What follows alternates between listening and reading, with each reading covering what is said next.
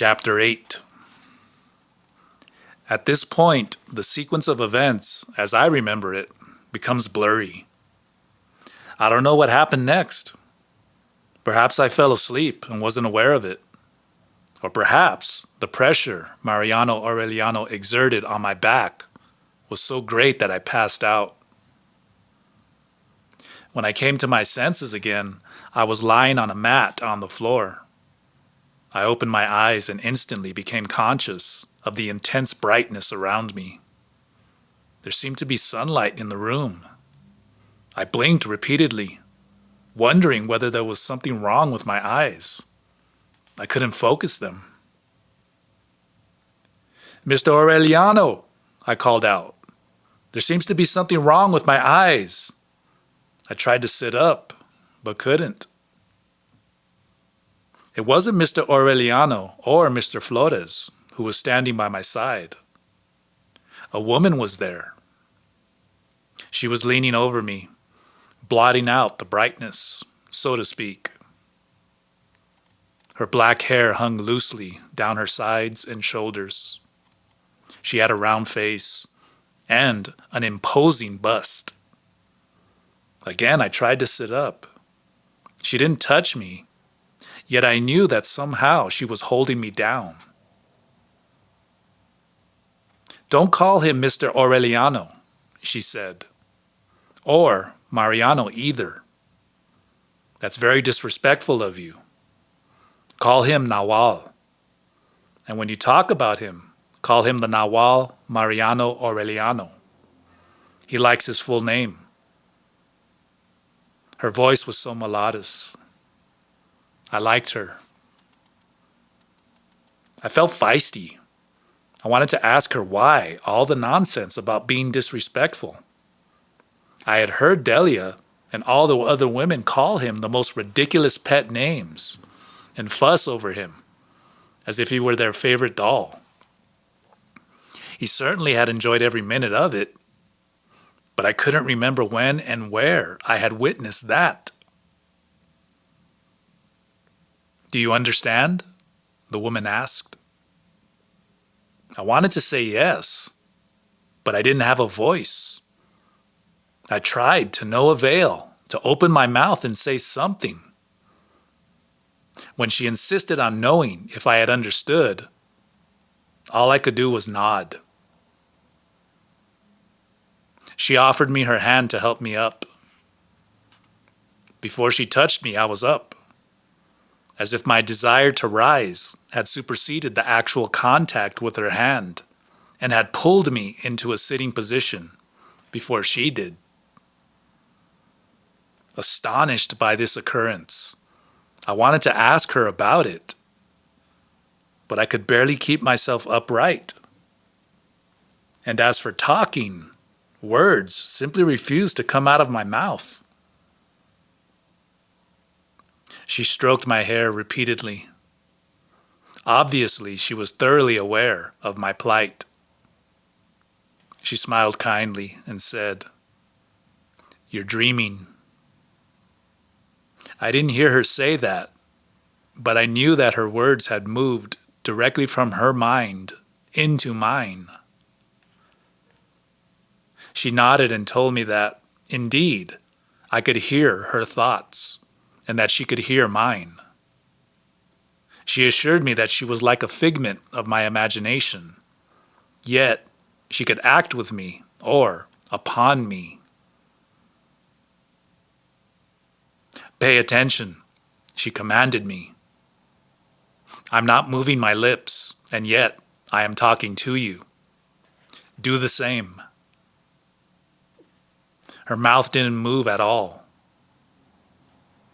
Wondering whether I could feel a movement in her lips when she silently enunciated her words, I wanted to press my fingers against her mouth. She was actually very good looking, but menacing. She reached for my hand and pressed it against her smiling lips. I didn't feel a thing. How can I talk without my lips? I thought. "You have a hole between your legs," she said directly into my mind. Focus your attention on it. The pussy talks. That remark hit a funny chord in me. I laughed so hard I lost my breath and blacked out again. The woman shook me awake. I was still on the same mat on the floor, but I was propped up with a thick cushion behind my back. I blinked and shuddered, then drew a long breath and looked at her. She was sitting on the floor beside me. I'm not given to fainting, I said, and surprised myself by being able to utter the words. The sound of my own voice was so reassuring that I laughed out loud and repeated the same sentence several times.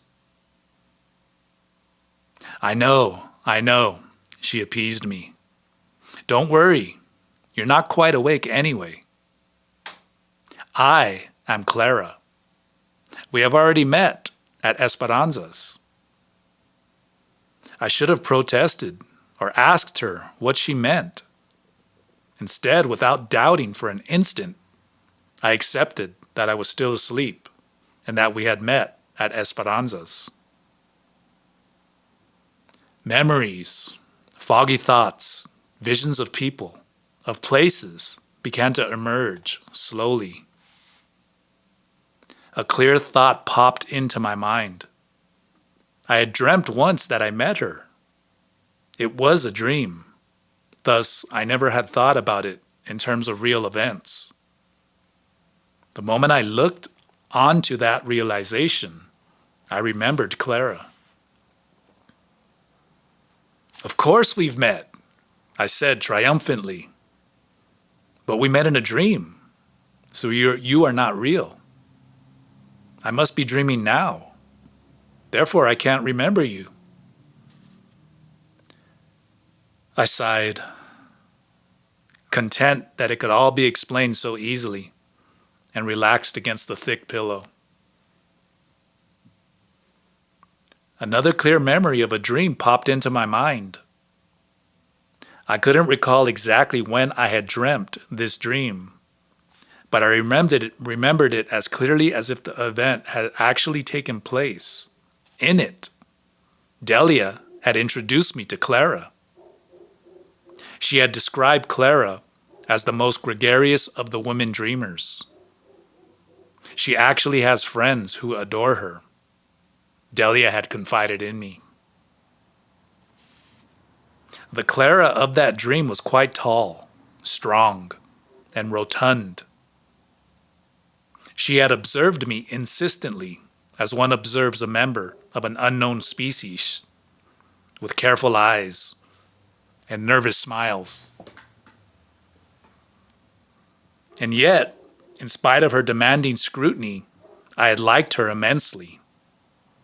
Her eyes were speculating and smiling and green.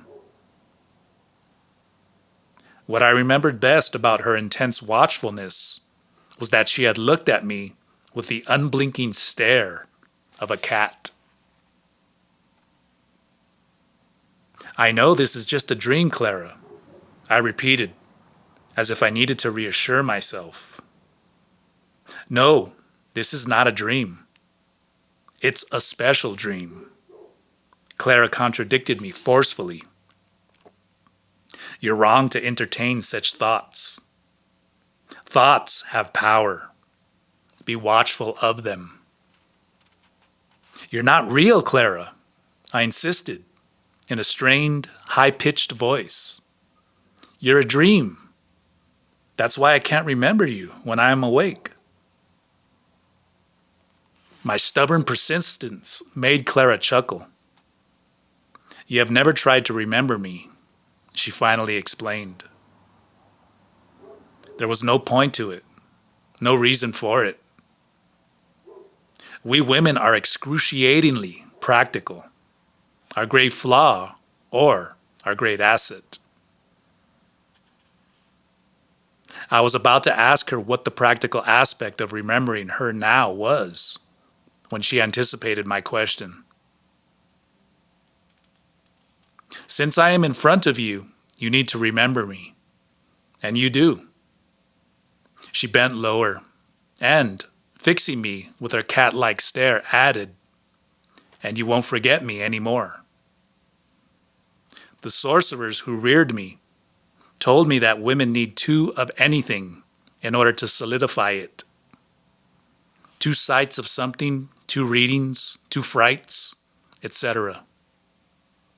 You and I have now met twice. Now I am solid and real. To prove how real she was, she pushed up the sleeves of her blouse and flexed her biceps. Touch them, she urged me. Giggling, I did. She indeed had hard, powerfully defined muscles. They felt as real as anything. She also made me touch the muscles of her thigh and calf. If this is a special dream, I said cautiously, what do I do in this dream? Anything your heart desires, she said. You're doing fine so far. I cannot guide you though, for I am not your dreaming teacher. I am simply a fat witch who actually takes care of the other witches. It was my partner Delia who delivered you into the sorcerer's world, just like a midwife. But she was not the one who first found you. Florinda did. Who is Florinda? I giggled uncontrollably. And when did she find me? Florinda is another witch, Clara said matter-of-factly, then began to giggle too. You met her. She's the one who took you into her dream in Esperanza's house. Do you remember the picnic? Ah, I sighed appreciatively. You mean the tall woman with the husky voice? A radiance filled me. I had always admired tall women. The tall woman with the husky voice, Clara confirmed. She found you a couple of years ago at a party you attended with your boyfriend. A plush dinner in Houston, Texas, at the house of an oil man. What would a witch be doing at a party in an oil man's home? I asked. Then the full impact of her claim hit me. I was dumbstruck. Although I didn't remember seeing Florinda, I certainly did recall the party. I had gone with a friend who flew in his private jet from Los Angeles just to attend that party and flew back the next day. I was his translator. There had been several Mexican businessmen at that party who didn't speak English. Jesus! I exclaimed under my breath. What a weird turn of events. In great detail, I described the party to Clara. It was the first time I had been to Texas. Like some starstruck movie fan, I ogled the men. Not because they were handsome, but because they looked so outlandish to me in their Stetson hats, pastel-colored suits, and cowboy boots. The oilmen had hired entertainers. They had staged a variety show, worthy of Las Vegas, in a nightclub grotto built especially for the occasion.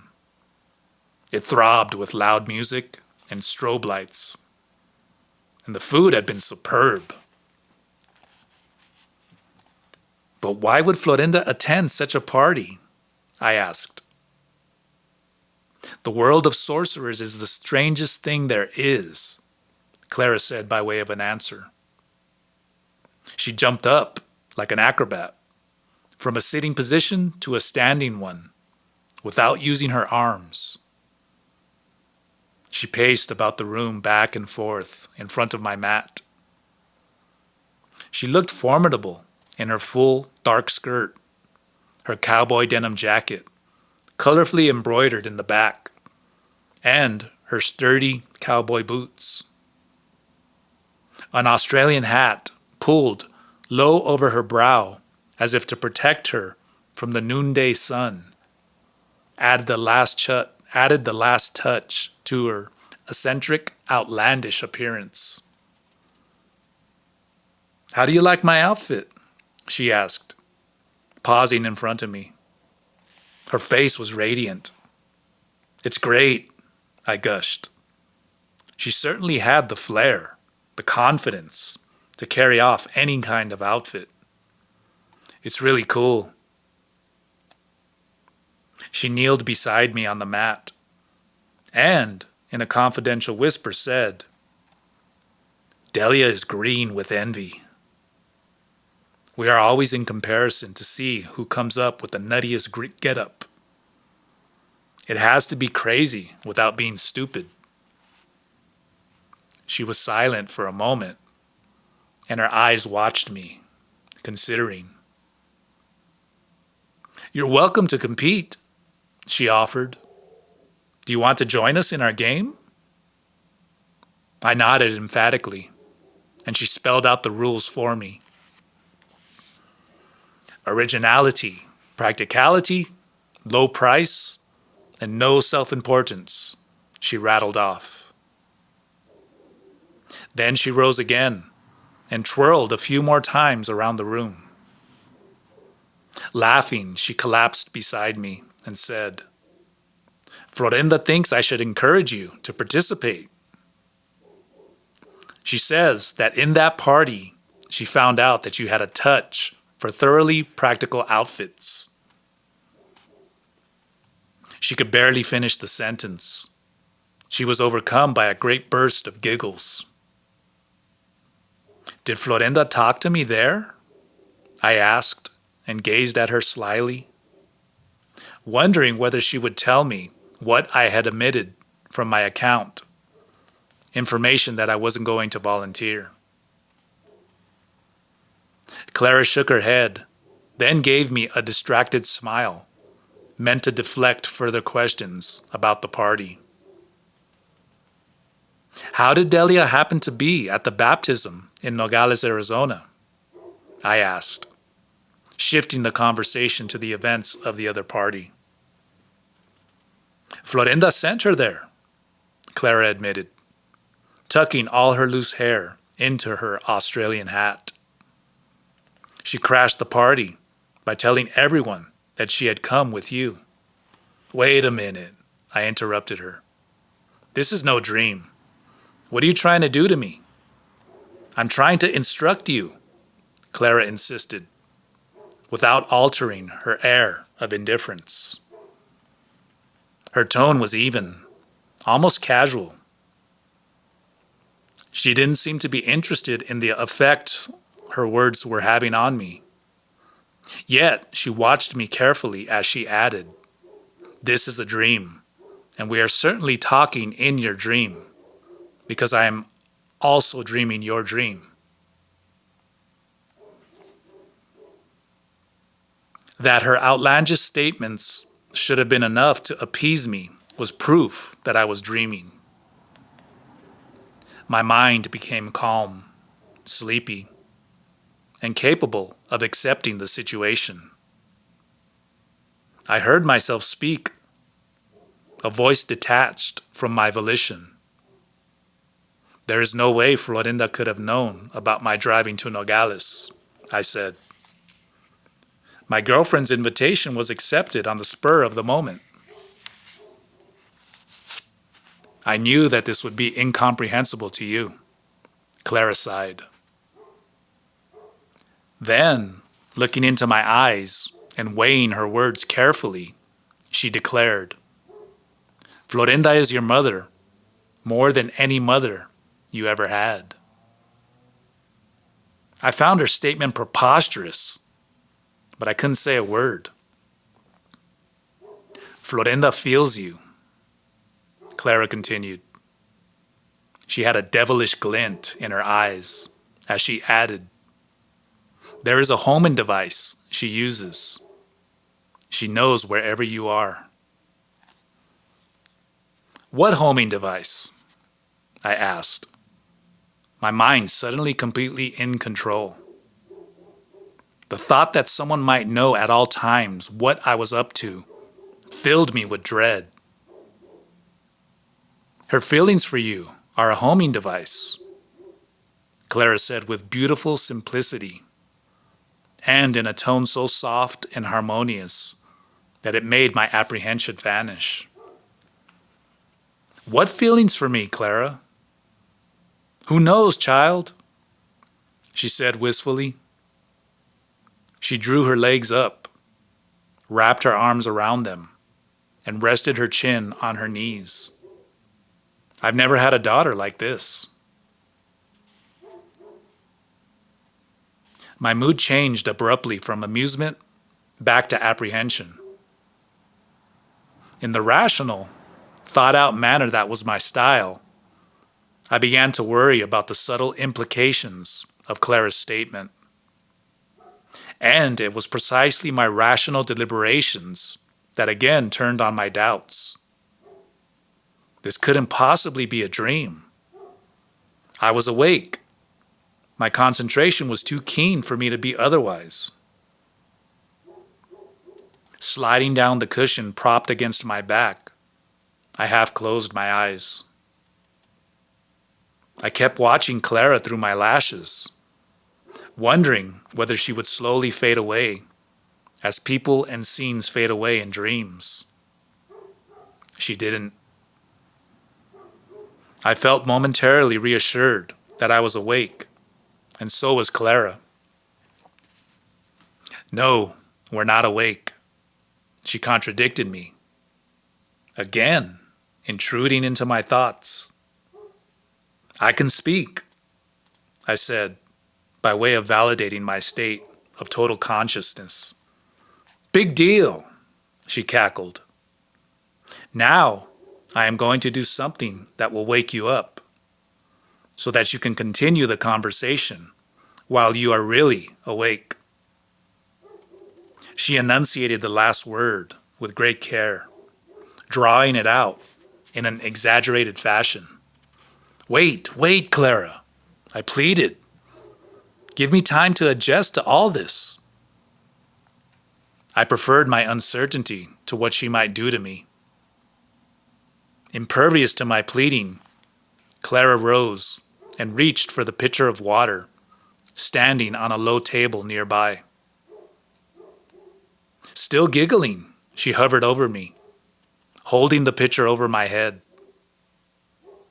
I tried to roll to the side, but I was not able to do so. My body wouldn't obey me. It seemed to be glued to the mat. Before she actually poured the water over me, I felt a cold, soft sprinkle on my face. The coldness, rather than the wetness, produced the most peculiar sensation. It first blurred Clara's face looming over me, the way ripples distort the surface of water. Then the coldness centered itself on my stomach and pulled me inward, like a sleeve that pulled inside out. My last thought was that I was going to drown in a pitcher of water. Bubbles upon bubbles of darkness spun me around until everything went black. When I came to myself again, I was no longer lying on the mat on the floor, but on the couch in the living room. Two women were standing at the foot of the couch, staring at me with wide, curious eyes. Florinda, the tall, white-haired woman with the husky voice, was sitting beside me, humming an old lullaby, or so it seemed to me, and caressing my hair, my face, my arms, with great tenderness. Her touch and the sound of her voice held me down. I just lay there, my unblinking eyes fixed on hers, certain I was having one of my vivid dreams, which always began as dreams and ended up as nightmares. Florinda was speaking to me. She was telling me to look into her eyes. Her words moved soundlessly, like the wings of butterflies. But whatever I saw in her eyes filled me with a familiar feeling. The irrational, abject terror I experienced in my nightmares. I jumped up and bolted straight for the door. It was the automatic animal's reaction I had always had in a nightmare.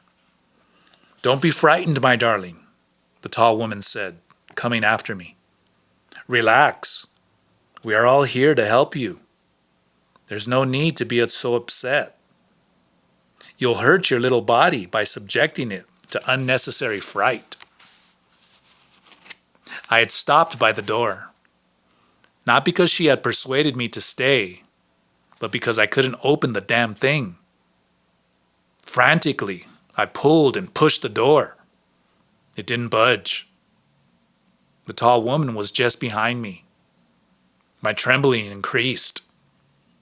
I shook so hard that my body ached, and my heart beat so loudly and erratically, I knew it would burst through my chest. "Nawal!" the tall woman called out, turning her head over her shoulder. "You better do something. She's going to die of fright." I didn't see to whom she was talking, but in my wild search for an escape, I saw a second door at the other end of the room. I was certain I had enough energy left in me to make a dash for it, but my legs gave in on me. As if life had already abandoned my body, I sank to the floor. My last breath escaped me, from me. The woman's long arms swooped down on me like a great eagle's wings. She held me, put her mouth to mine, and breathed air into me.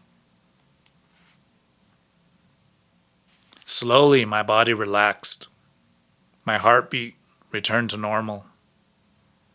I was filled with a strange peace that quickly turned into a wild excitement. It wasn't fear that filled me with wildness, but her breath. It was hot. It scorched my throat, my lungs, my stomach, my groin, moving all the way to my hands and my feet. In a flash, I knew that the woman was exactly like me, only taller. As tall as I would have liked to be. I felt such love for her that I did something outlandish. I kissed her passionately. I felt her lips widen into a smile. Then she threw her head back and laughed. "This little rat kissed me," she said, turning to the others. "I'm dreaming," I exclaimed, and they all laughed with childlike abandon. At first, I couldn't help but laugh too. Within moments, however, I was my usual self, embarrassed after one of my impulsive acts and angry at having been caught. The tall woman embraced me. "I'm Florinda," she said, and she lifted me up and cradled me in her arms as if I were a baby. "You and I are the same," she went on. "You're as petite as I would have liked to be. It's a great disadvantage to be tall. No one can ever cradle you. I'm 5'10". "I'm 5'2", I confessed. And we both laughed because we understood each other to perfection.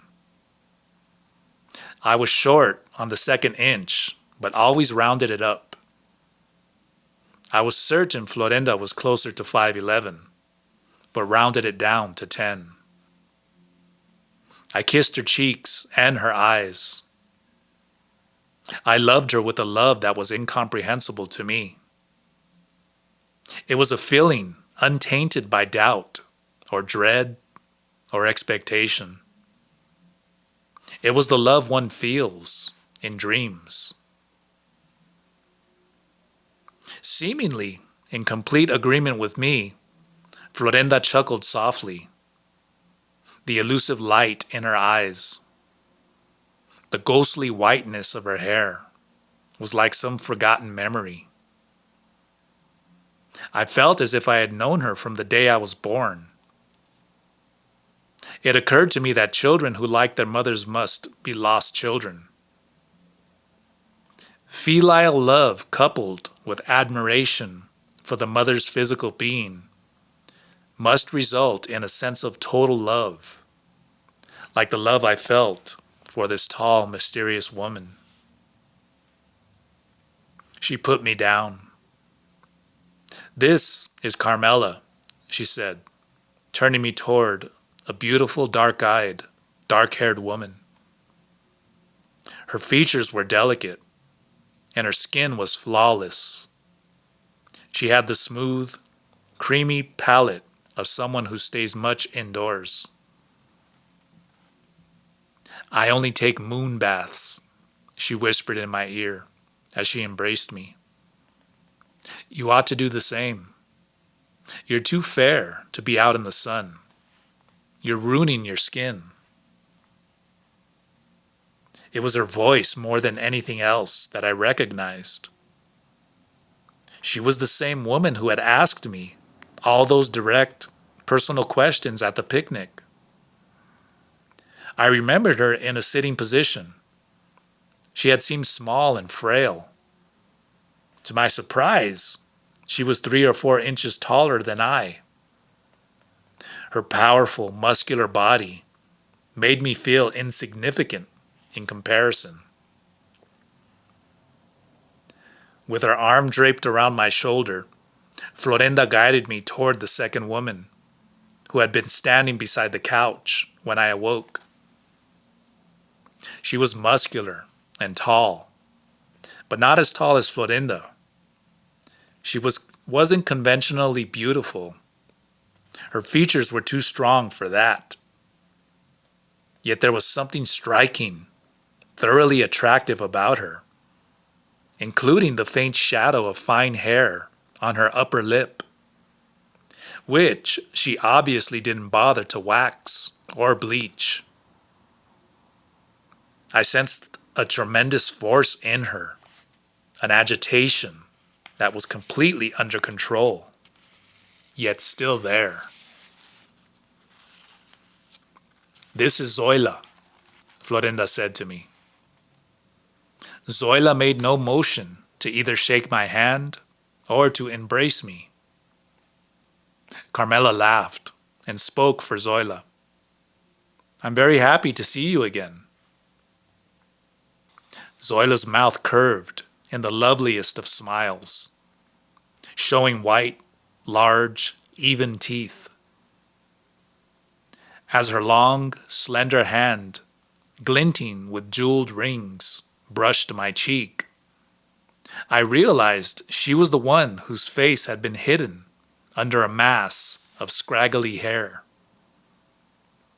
She was the one who had sewn the Belgian lace around the canvas cloth we had sat on during the picnic. The 3 women surrounded me and made me sit on the couch. "The first time we met you, you were dreaming," Florinda said. "So we really didn't have time to interact. This time, however, you're awake. So tell us about yourself." I was about to interrupt her and say that this was a dream, and that during the picnic, whether asleep or awake, I had told them everything worth knowing about myself. No, you're wrong," Florinda said, as if I had spoken my thoughts out loud. "You're completely awake now, and what we want to know is what you've done since our last meeting. Tell us specifically about Isidoro Baltazar." "You mean this is not a dream?" I asked timidly. "No, this is not a dream," she assured me. "You were dreaming a few minutes ago, but this is different." "I don't see the difference." That's because you're a good dreamer, she explained. Your nightmares are real. You said that yourself. My whole body tensed up. And then, as though it knew that it couldn't withstand another attack of fright, it gave up. My body abandoned itself to the moment. I repeated to them what I had already told and retold Mariano Aureliano and Mr. Flores earlier. This time, however, I remembered details I had altogether overlooked before, such as the two sides of Isidoro Baltazar's face, the two simultaneous moods he showed that were plainly revealed in his eyes. The left one was sinister, menacing. The right one was friendly, open. He's a dangerous man, I maintained, carried away by my observations. He has a peculiar power to move events in whatever direction he pleases, while he remains outside, watching you squirm. The women were enthralled by what I was saying. Florinda signaled me to continue. What makes people so vulnerable to his charm is that he is a generous man, I went on.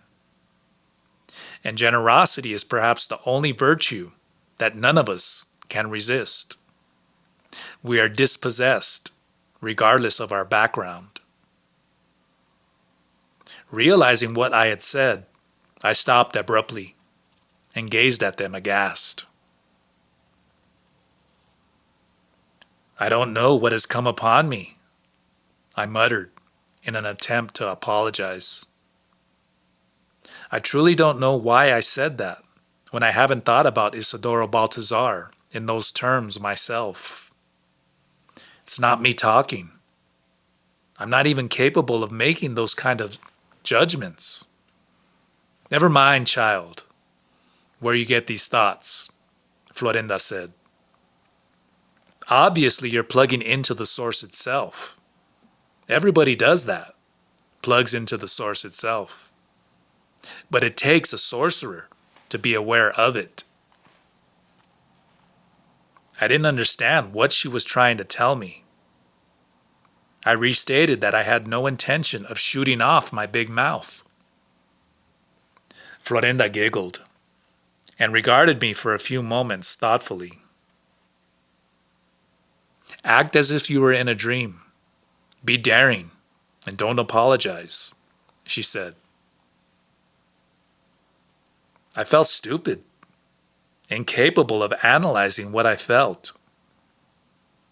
Florinda nodded, as if in agreement, then turned to her companions and said, "Tell her about us." Carmela cleared her throat, and without looking at me said, "The three of us and Delia make a unit. We deal with the daily world." I hung on her every word, but I didn't understand her at all. We're the unit of sorceresses who deal with people, Carmela clarified.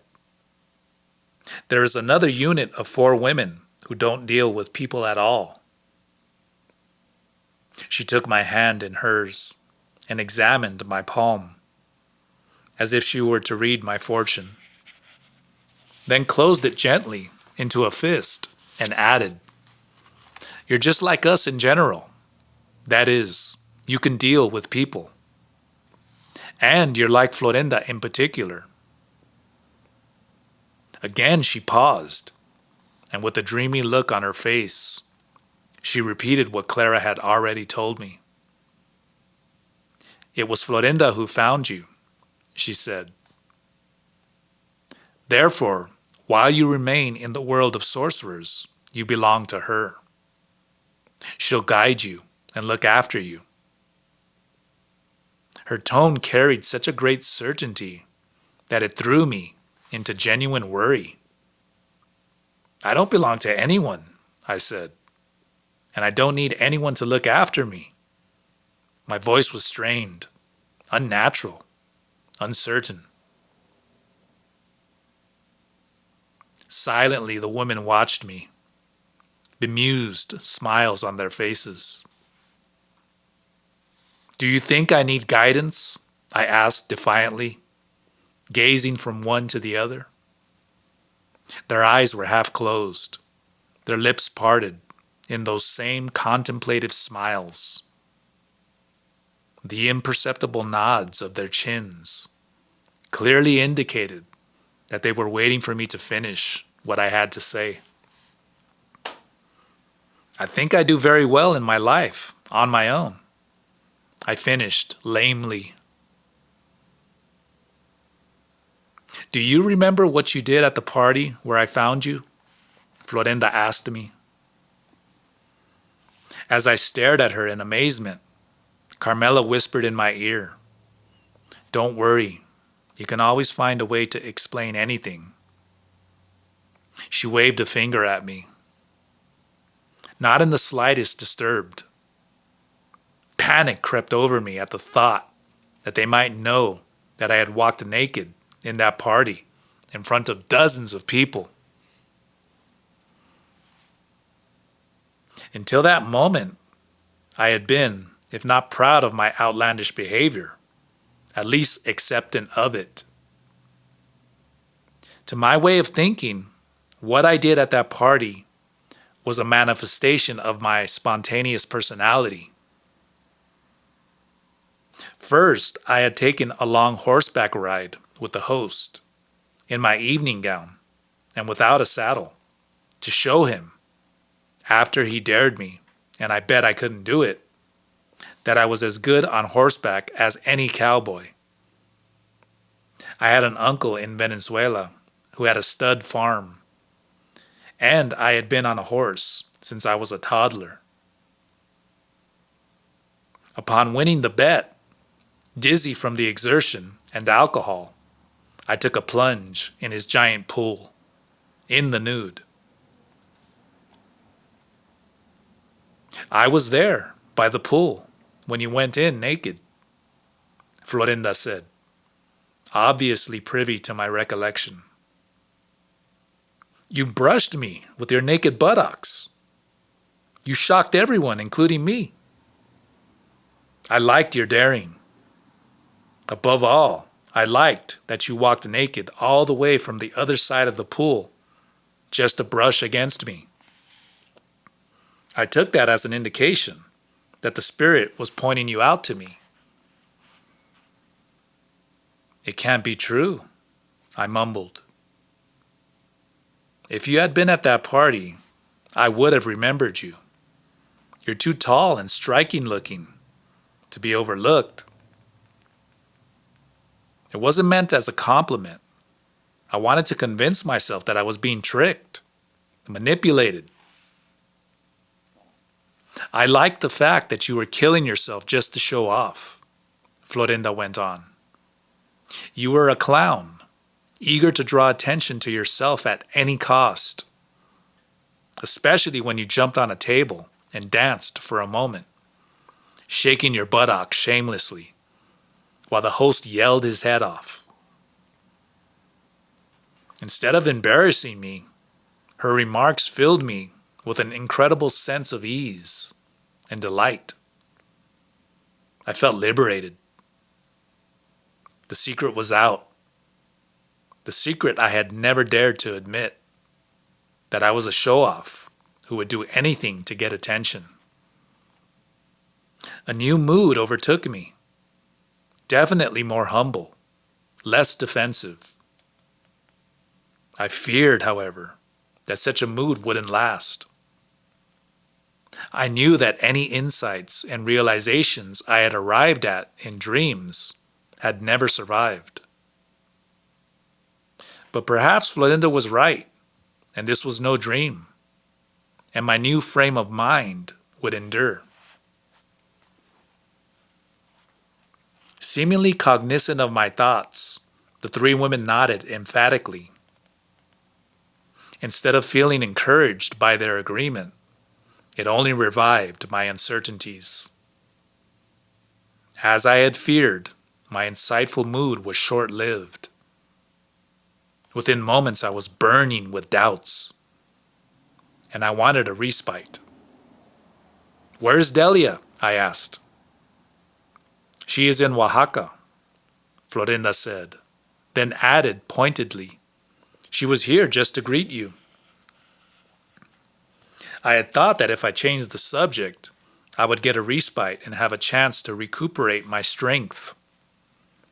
Now I was facing something I had no resources to deal with. I couldn't accuse Florinda outright, as I would normally have done with anybody, of telling lies in order to manipulate me. I couldn't tell her that I suspected they had made me groggy and had taken me from room to room while I was unconscious.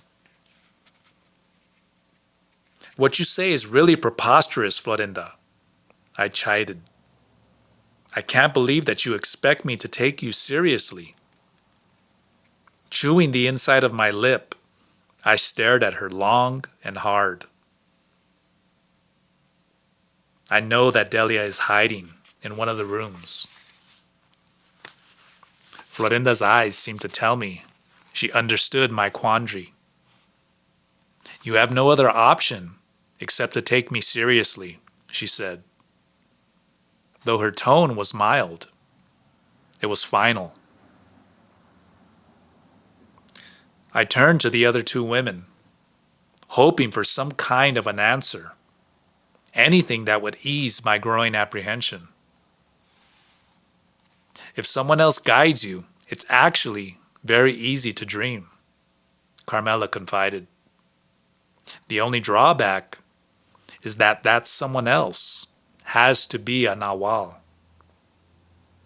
"I've been hearing all along about a Nawal," I said. "What is a Nawal?" "A Nawal is a sorcerer of great power who can lead other sorcerers through and out of the darkness," Carmela explained. "But the Nawal himself told you all that a while ago. Don't you remember?" Florinda interceded as my body contorted in an effort to remember. Events we live in everyday life are easy to recall. We have plenty of practice in doing that. But events lived in dreams are another story. We have to struggle very hard to bring them back, simply because the body stores them in different places. With women who don't have your somnambulist brain, she pointed out, dreaming instructions begin by making them draw a map of their bodies, a painstaking job that reveals where the visions of dreams are stored in their bodies.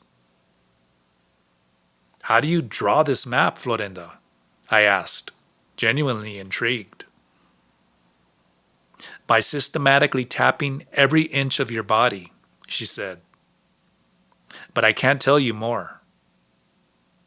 I'm your mother, not your dreaming teacher." Now, she recommends a small wooden mallet for the actual tapping. And she also recommends to tap only the legs and hips. Very rarely, the body stores those memories in the chest or belly. What's stored in the chest, back, and belly are the memories of everyday life. But that's another matter. All that concerns you now is that remembering dreams has to do with physical pressure on the specific spot where that vision is stored. For instance, if you push your vagina by putting pressure on your clitoris, you'll remember what Mariano Aureliano told you. She finished with a kind of simple cheerfulness. I stared at her aghast, then burst into nervous, fitful giggles. I wasn't going to push anything. Florinda laughed too, gleefully, seemingly enjoying my embarrassment. If you won't do it, she threatened, then I will simply have Carmela do it for you. I turned to Carmela. With a half smile about to break into a laugh, she assured me that indeed she would push my vagina for me. There is no need to, I cried out in dismay. I remember everything. And indeed I did. And not only what Mariano Aureliano had said, but also other events. Is Mr. Aureliano? Clara told you to call him the Nawal Mariano Aureliano. Carmela cut me off in mid-sentence. Dreams are doors into the unknown, Florinda said, stroking my head. Nawals lead by means of dreams. And the act of dreaming with purpose is the art of sorcerers. The Nawal Mariano Aureliano has helped you to get into dreams that all of us dreamed. I blinked repeatedly. I shook my head, then fell back against the cushions of the couch, shocked by the absurdity of all I was remembering. I remembered that I had dreamed of them a year ago in Sonora. A dream that had lasted, I thought, forever. In that dream, I met Clara, Nelida, and Ermelinda. The other team, the Dreamers, they told me that the leader of that team was Zulika, but that I couldn't dream of her yet. As the memory of that dream became clear in my mind, it also became clear that among those women, no one was more, no one was less than the other. That one woman in each group was the leader was in no way a matter of power, of prestige, of accomplishment, but simply a matter of efficiency. I didn't know why, but I was convinced that all that mattered to them was the deep affection they had for each other. In that dream, everyone had said to me that Zulika was my dreaming teacher. That was all I could remember. Just as Clara had told me, I needed to see them or dream of them one more time in order to solidify my knowledge of them. As it was, they were but disembodied memories. I vaguely heard Florinda say that after a few more times I would fare much better in shifting from my memory of dreams to the dream I was dreaming, and then to the normal state of awakeness. I heard Florinda giggle, but I was no longer in the room. I was outside, walking across the chaparral. I walked slowly along an invisible path, a little uneasy, for there was no light, no moon, no stars in the sky. Pulled by some invisible force, I stepped into a large room. It was dark inside, except for the lines of light crisscrossing from wall to wall over the faces of the people sitting in two circles, an inner and an outer circle. The light got bright and then became dim, as if someone in the circle were playing with the electric switch, turning it on and off. I recognized Mariano Aureliano and Isidoro Baltazar sitting back to back in the middle of the inner circle. It wasn't so much that I recognized their faces, but rather their energy. It wasn't that their energy was brighter than or different from anyone else's. There was simply more of it. It was massive.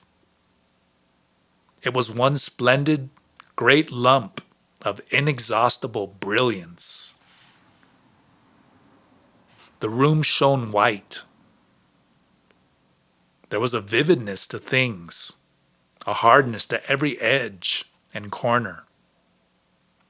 There was such a clarity in that room that everything stood out separately by itself, especially those lines of light that were tied to the people sitting in the circle, or that emanated from them. The people were all connected by lines of light, and they looked as if they were the suspension points of a giant spider web.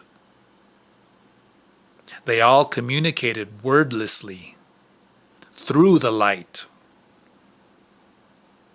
I was pulled to that silent electric tension until I too was a point in that web of luminosity. "What's going to happen?" I asked, looking up at Florinda. I was stretched out on the couch, my head resting in her lap. She didn't answer. Neither did Carmela or Zoila, who were sitting by her with their eyes closed. I repeated my question several times, but all I heard was the gentle breathing of the three women. I was certain they were asleep, yet I felt their quiet, keen eyes on me. The darkness, like something alive, bringing with them an icy wind and the scent of the desert.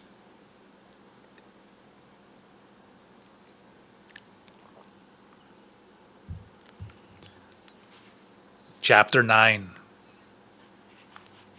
Shivering with cold, I wrapped the blanket tightly around me and sat up.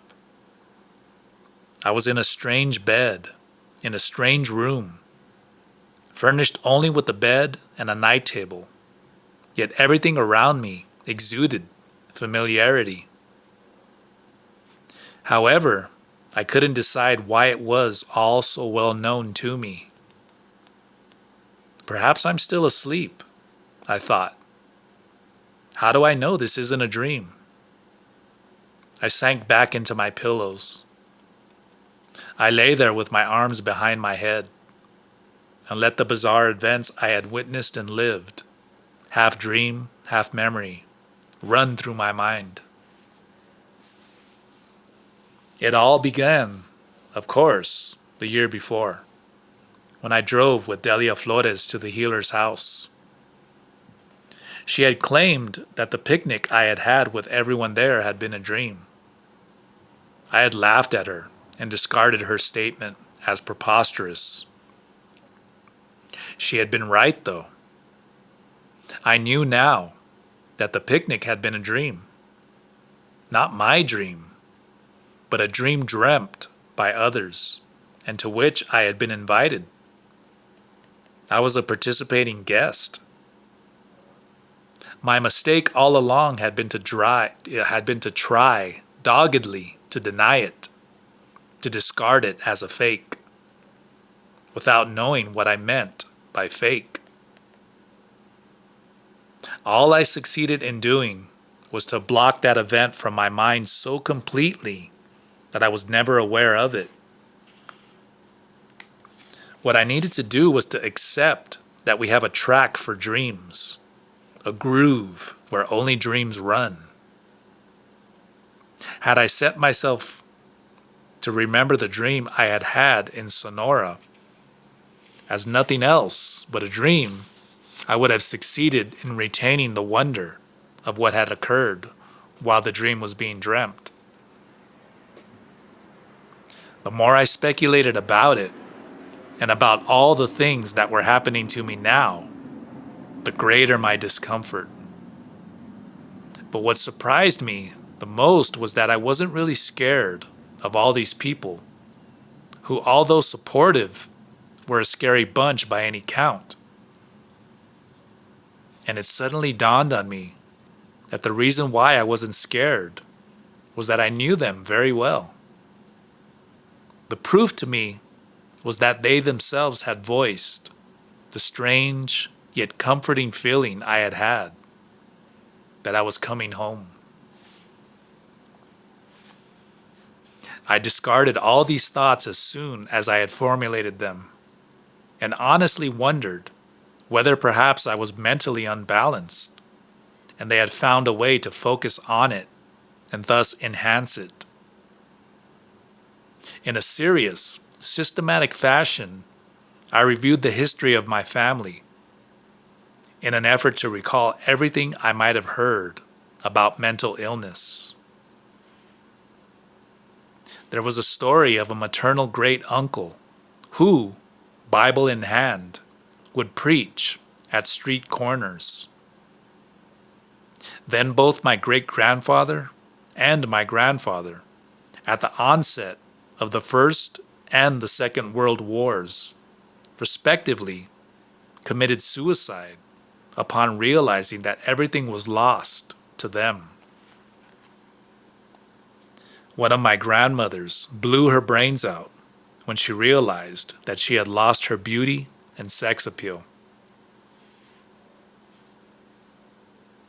I like to believe that I had inherited my feeling of detachment from being the true granddaughters of all those nuts.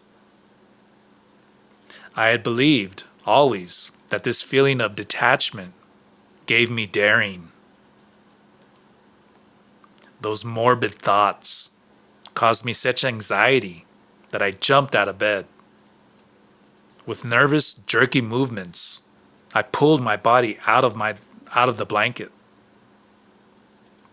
To my utter bafflement, I found myself bundled in a heavy flannel nightshirt. I had on thick, knee-length wool socks, mittens, and a cardigan sweater. I must be ill, I mumbled to myself in dismay. Why else would I be cold with all these clothes on? Normally I slept in the nude, regardless of the climate. Only then did I notice the sunlight in the room. It came through the thick, semi-opaque window. I was certain that the light shining in my eyes had awakened me, and I really needed to find the bathroom. Worried that the house didn't have inside plumbing, I stepped toward the sliding door at the other end of the room, which was open, and sure enough, it was a water closet with a lidded chamber pot in it. Damn it! I can't go to the bathroom in a water closet, I yelled. The door opened and Florinda walked in. It's all right, she said, embracing me. There's an outhouse. The water closet is a relic from the past.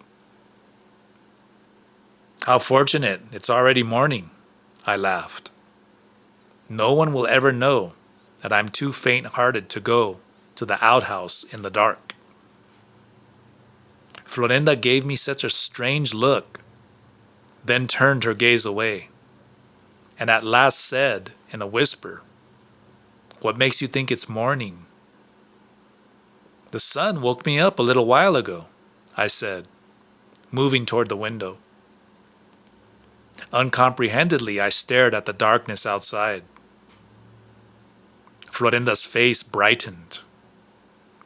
She seemed to control herself, but then her shoulders shook with laughter as she pointed to the light bulb in the lamp standing behind the bed. I had mistaken the bright bulb for the sunlight. "What makes you sure that you're awake?" she asked.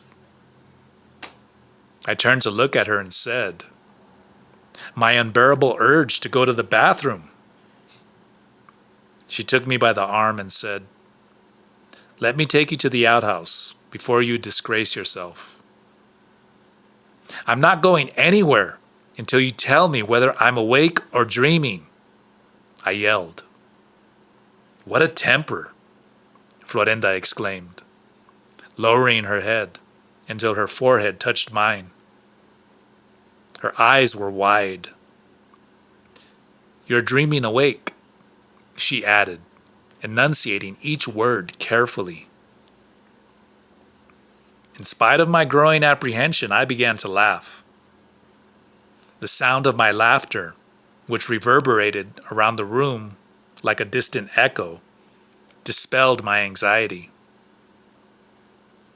At that moment, I was no longer concerned about whether I was awake or dreaming. All my attention was focused on reaching the toilet.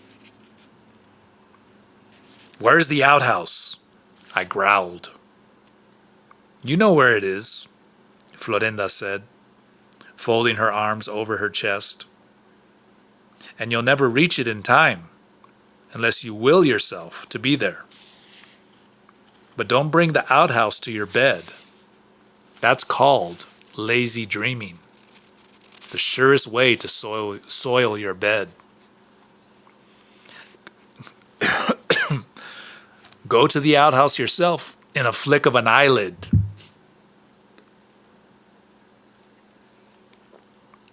To my utter horror, I couldn't reach the door when I tried to. My feet lacked the confidence to walk. Slowly and uncertainly, as if they were unable to decide which way to go, they moved, one foot ahead of the other. Resisting to accept that my feet were no longer under my command, I tried to speed up my movements by lifting with my hands, one foot after the other.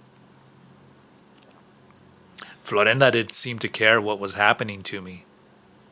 Tears of frustration and self-pity welled up in my eyes as I stood rooted to the spot. My lips shaped the word, "Help!" but no sound came out of my mouth. "What's the matter?" she asked as she took hold of one of my arms and gently pulled me down to the floor. She removed my heavy woolen socks and examined my feet. She now seemed genuinely concerned. I wanted to explain that my inability to move was due to my being emotionally exhausted. But hard as I tried, I couldn't formulate my thoughts into words. As I struggled to utter a sound, I noticed that something was wrong with my vision. My eyes were no longer able to focus. Florinda's face remained blurry and fuzzy, no matter how hard I squeezed my eyes. Regardless of how close I moved my face to hers. "I know what's the matter with you," Florinda whispered in my ear. "You have to go to the outhouse. Do it. Will yourself there." I nodded emphatically. I knew that I was indeed dreaming awake, or rather, that I was living in another reality that didn't yet fully belong to me, but to which I had access through these people. Then I felt inexplicably at ease.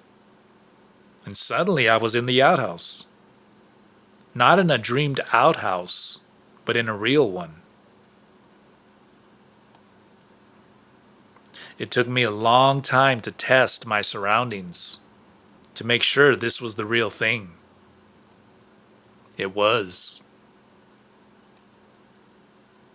Then I was back in the room, but I didn't know how. Florinda said something flattering about my dreaming capacity. I paid little attention to her remarks, for I was distracted by the pile of blankets stacked against the wall. I hadn't noticed them upon awakening, yet I was certain I had seen them before. My feeling of ease vanished quickly as I tried to recall where I had seen those blankets. My anguish grew. I didn't know any longer whether I was still in the same house I had arrived at earlier in the evening with Isidoro Baltazar, or whether I was someplace else. "Whose room is this?" I asked. "And who bundled me up with all these clothes?" It terrified me to hear my own voice.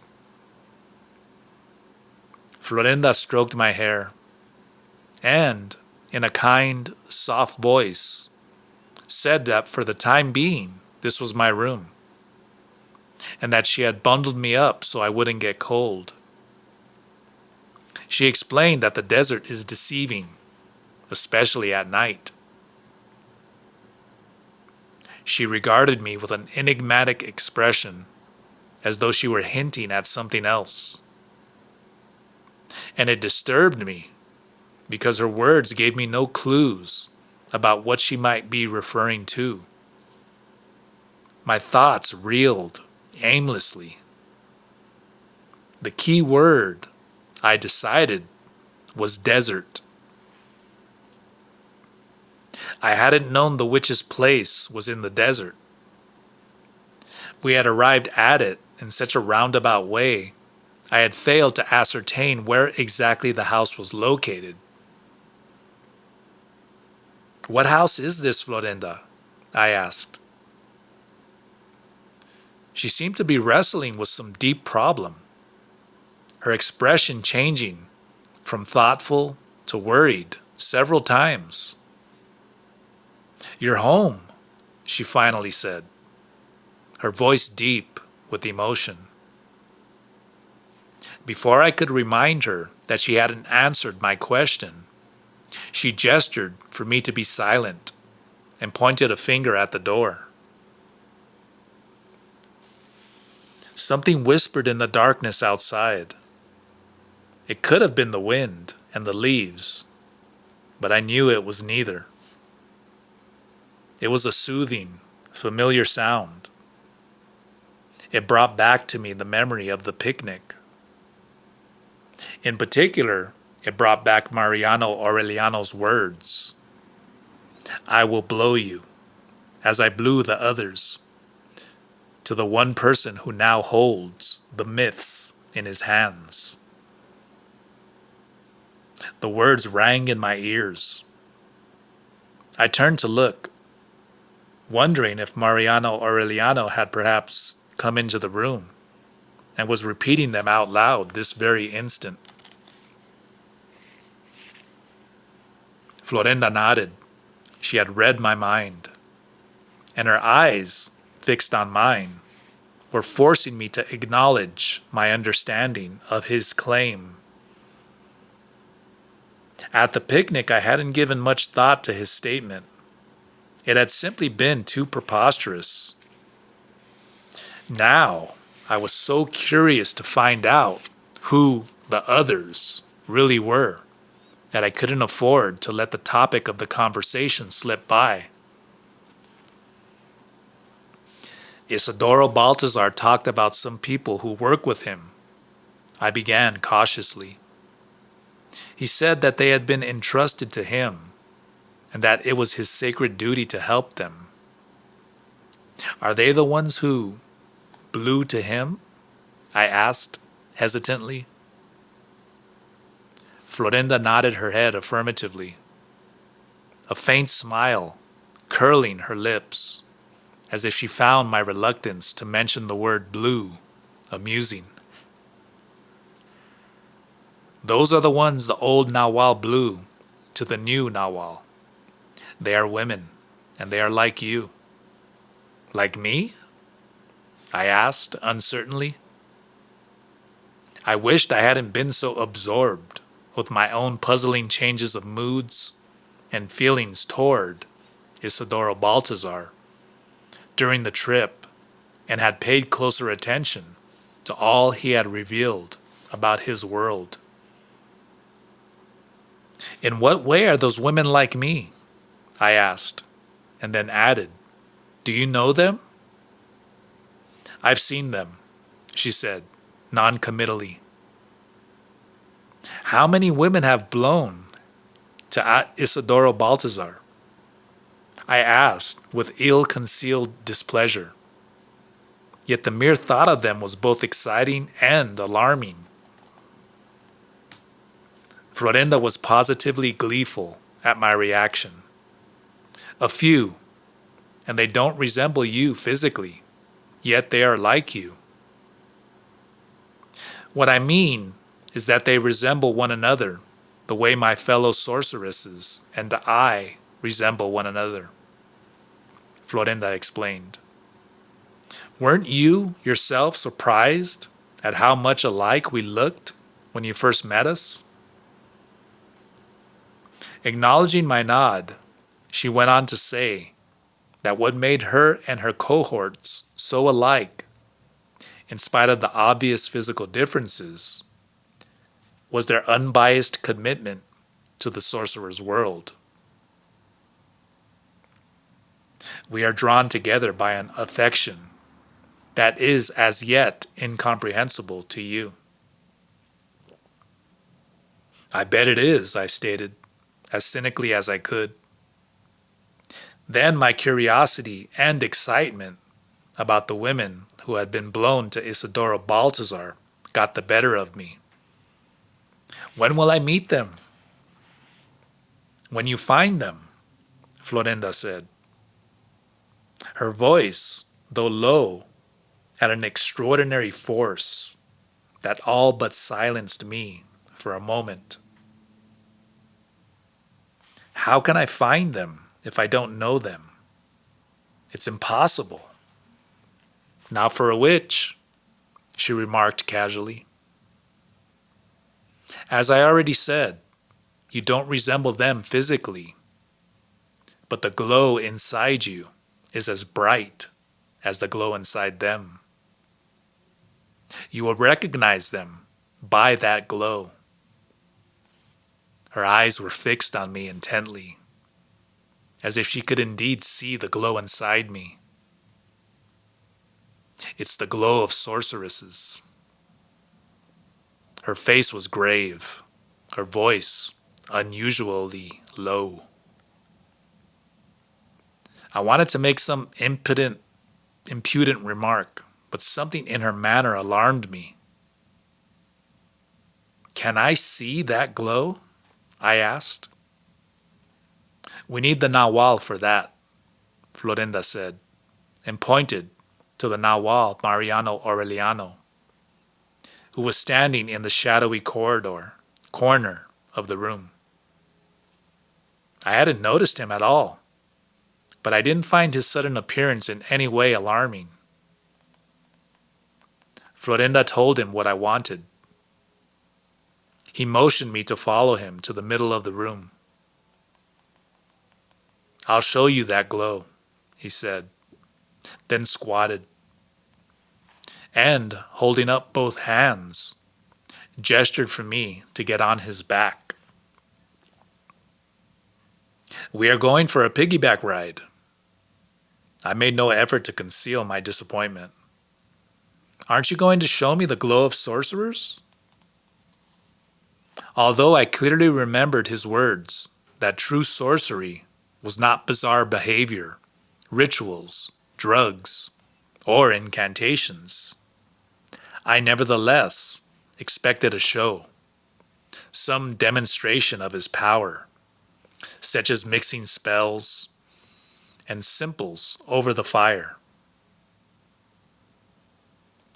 Ignoring my disillusionment, Mariano Aureliano urged me to put my arms around his neck, lightly, so as not to choke him. Don't you think I'm a little too old to be carried around? I cautioned him. Mariano Aureliano's laughter gurgled up inside him, exploding with outrageous delight.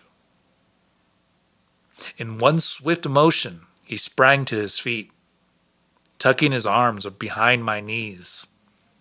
He shifted me into a comfortable position and stepped out into the hall. But my head didn't hit the doorframe. He walked so fast and effortlessly, I had the distinct sensation of floating down the long, dark corridor. Curious, I glanced all around me. However, we moved too fast to catch any but brief glimpses of the house. A soft yet persistent scent permeated everything. A fragrance of orange blossoms and the freshness of cold air. Outside the yard was blurred by mist. All I was able to see was a uniform mass of dark silhouettes. Swirls of fog transformed every space, revealing and then blotting out strange shapes of trees and stones. We were not at the witch's house. I was sure of that. I heard nothing except a rhythmical breathing. I couldn't tell if it was the Nahual Mariano Aureliano's breathing or my own. The sound spread all over the yard. It made the leaves tremble, as if a wind were rustling through the branches. The trembling seeped into my body with every breath I took. It made me so dizzy, I wrapped my arms tightly around his shoulders, lest I lose consciousness. Before I had a chance to tell him what I was experiencing, the fog closed in around me, and I felt myself dissolve into nothingness.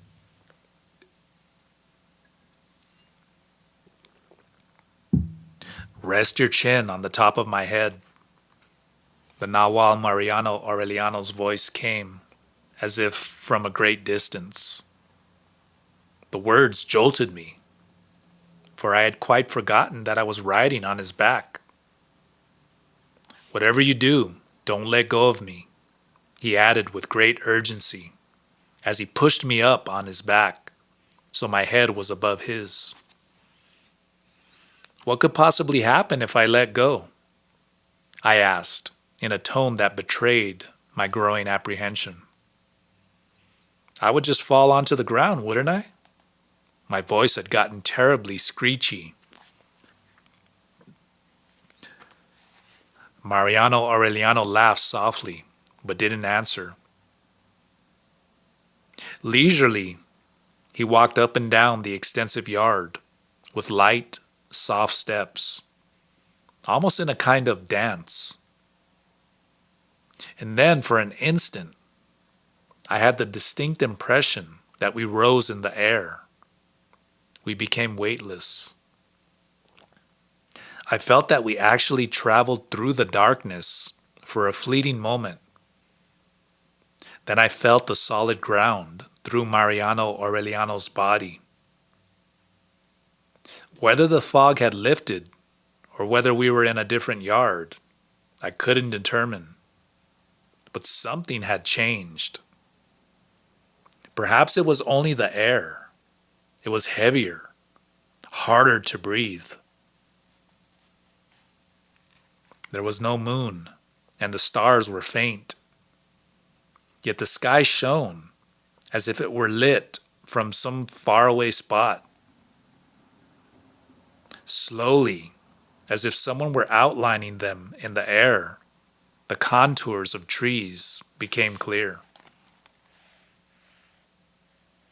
About 5 feet away, in front of a particularly tall and bushy sapote tree, Mariano Aureliano came to an abrupt halt. At the foot of that tree stood a group of people, perhaps 12 or 14. The long leaves, weighed down by the mist, shadowed their faces. A strange green light emanating from the tree made each person unnaturally vivid.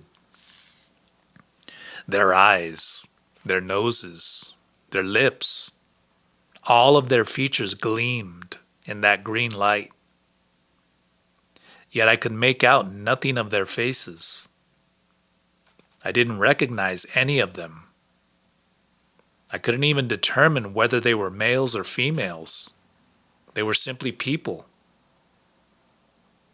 What are they doing? I whispered into Mariano Aureliano's ear. Who are they? Keep your chin on top of my head, he hissed. I pressed my chin firmly against his head, fearing that if I pushed too hard, my whole face would sink into his skull. Hoping to recognize someone by his or her voice, I said good evening to them. Fleeting smiles parted their lips. Instead of returning my greetings, they averted their faces. An odd sound came from amidst them. A sound that energized them, for they too, like the tree, began to glow.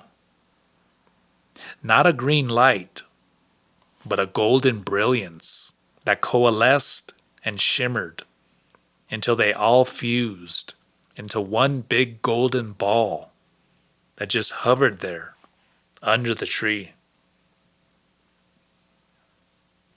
Then the golden ball dissolved into patches of luminosity. Like giant glowworms, they appeared and disappeared among the trees, sowing light and shadow in their passing. Remember that glow, Mariano Aureliano murmured. His voice echoed in my head. It's the glow of the Surim. A sudden gust of wind scattered his words. The wind was alive. It glowed against the darkness of the sky. It blew with great violence, with a strange ripping sound. Then the wind turned against me. I was certain it meant to annihilate me. I cried out in pain as a particularly icy gust seared my lungs. A coldness spread through my body until I felt myself grow stiff. Whether it was Mariano Aureliano who had spoken, or the wind itself, I couldn't tell. The wind roared in my ears, blotting out everything around me. Then it was inside my lungs. It wriggled like a living thing, eager to devour every cell in my body. I could feel myself collapse, and I knew I was going to die. But the roaring stopped. The silence was so sudden, I heard it. I laughed out loud, thankful that I was still alive.